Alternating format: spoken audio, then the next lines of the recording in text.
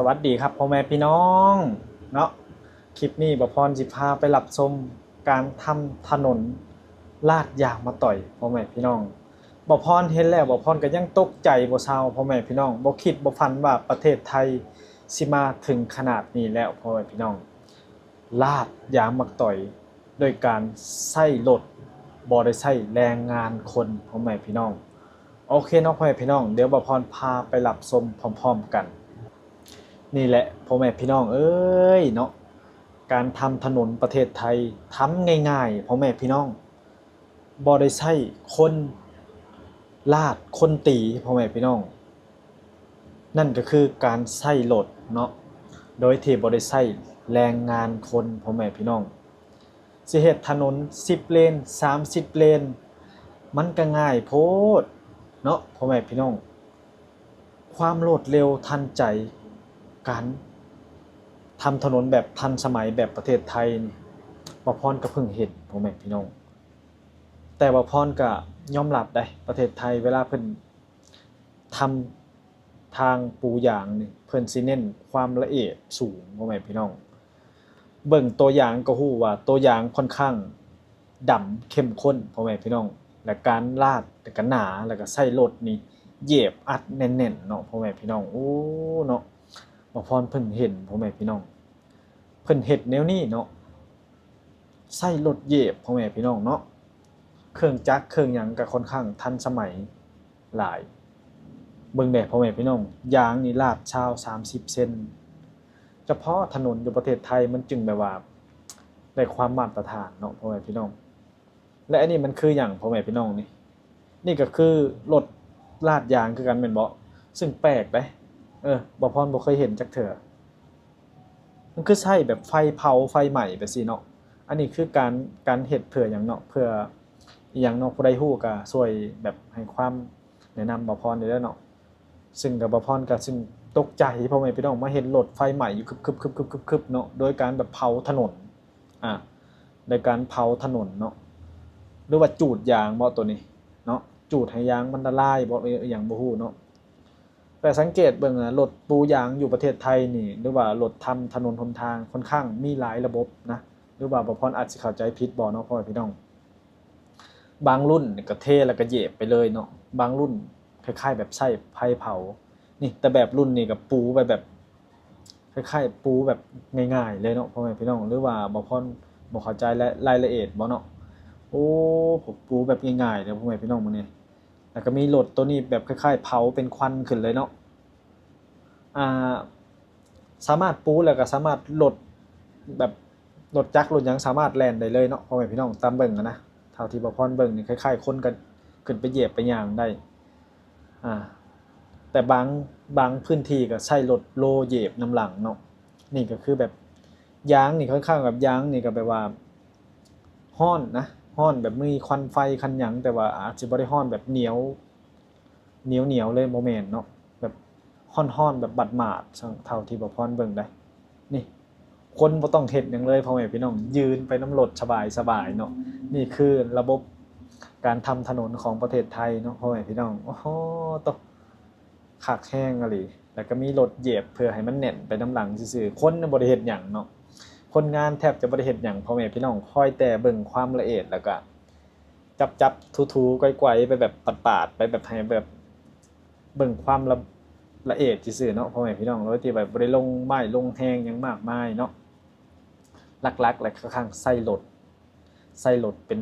กำลังเนาะพ่อแม่พี่น้องบ่พรคิดว่า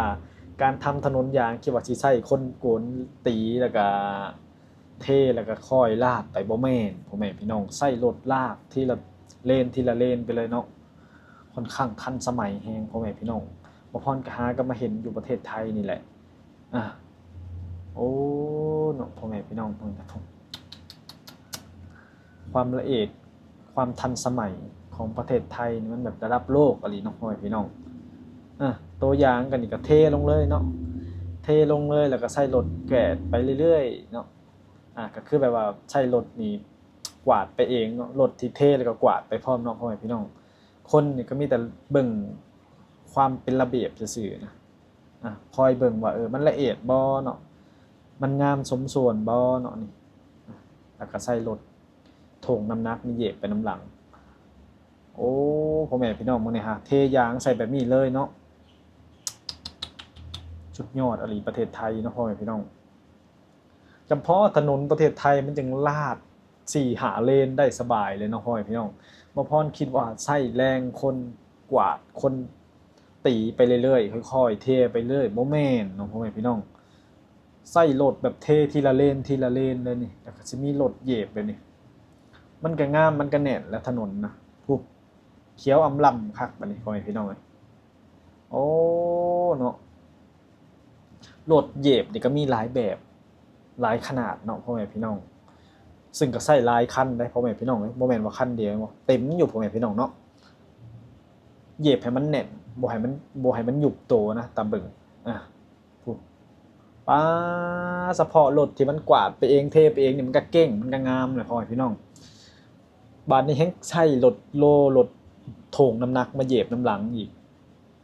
มันก็แน่นตึ๊บเลยเนาะพ่อแม่พี่น้องเนาะแน่นตับเลยแหละแบบนี้ผู้แทบสิบ่ได้มีคนงานพ่อแม่พี่น้องใช้คนงานน้อยๆบ่จำเป็นต้องใช้คนงานเป็นร้อยเนาะนี่การสร้างถนนหนทางที่ทันสมัยของประเทศไทยโอ้เฉพาะประเทศไทยเพิ่นยังสร้างถนนแบบสร้างไปทุกทิศทุกทางสร้างไปน้ำไร่น้ำนาก็สร้างได้เนาะพ่อแม่พี่น้อง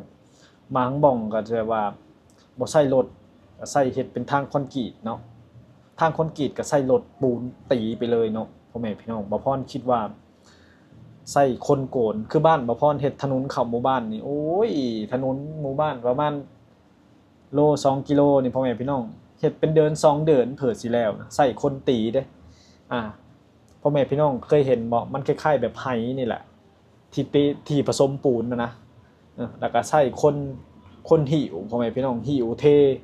โอ้ยเพิ่นสิแล้วพ่อแม่พี่น้องใช้เวลาเป็นเดือนมาเห็นประเทศไทยใช้รถลากใช้รถเหยียบนี่ก็คือความแตกต่างและก็ความทันสมัยมันเห็นได้ชัดเนาะพ่อแม่พี่น้องความสะดวกสบายความเจริญของประเทศไทยเนาะป๊าดตกงบประมาณในการสร้างถนนเนี่ยปีหนึ่งน่าจะได้หลายร้อยล้านเนาะพ่อแม่พี่น้องเฮ็ดถนนเส้นหนึ่งน่าจะหลายร้อยเท่าที่บ่พรเบิ่งได้แล้วก็ยอมรับว่าประเทศไทยนี่การทำถนนเพิ่นนี่สิการวัดหรือการเบิ่งนี่ค่อนข้างมีมาตรฐานสูงเนาะพ่อแม่พี่น้องแล้วก็นักวิศวกรไทยค่อนข้างเก่งได้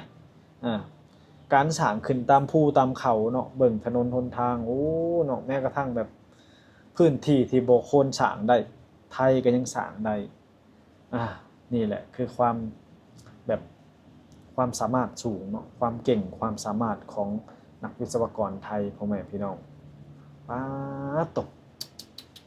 ยอมรับพ่อแม่พี่น้องเก่งสุดยอดอหลีพ่อแม่พี่น้องความสามารถของนักวิศวกรการสร้างของไทยเนาะ